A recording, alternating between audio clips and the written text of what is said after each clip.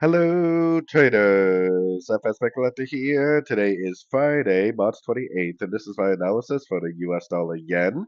If you haven't done so already, definitely do check out my free Discord channel, linked at the end of the video down here in the corner. And don't forget to take a look at my website, fxpipcollector.com, if you'd like to gain access to all the benefits listed below and more.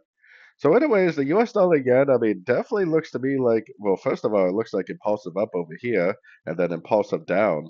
And then this to me is definitely more of a three-wave structure. So I think we are likely in a wave C right now. So this is probably a wave A, this is probably a wave B, and this is probably a wave C, which is probably a correction to this last impulsive move. So whether it drifts all the way down to this channel line or not, I guess we'll have to wait and see. I think it is likely to drift down because most wave Cs do take out the lower wave A, but sometimes you do get what they call running ABC corrections where it does make a higher low. So if you do see a higher low and a significant turn up, definitely take it because I do think it's either going to turn into a running flat, higher low, or an expanding flat, lower high. Either way, I do think that the higher time frames, like the daily time frame, is going to give us a break of structure.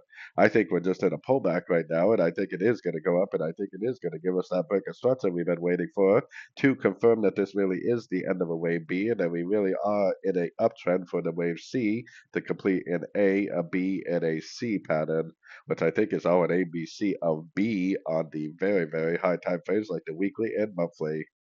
So keep an eye out for that big long. Whether it makes a higher low or a lower high, I guess is yet to be determined. If you pay attention to your structure, you should be able to see a nice structure break, whether it's a higher low or whether it's a lower high.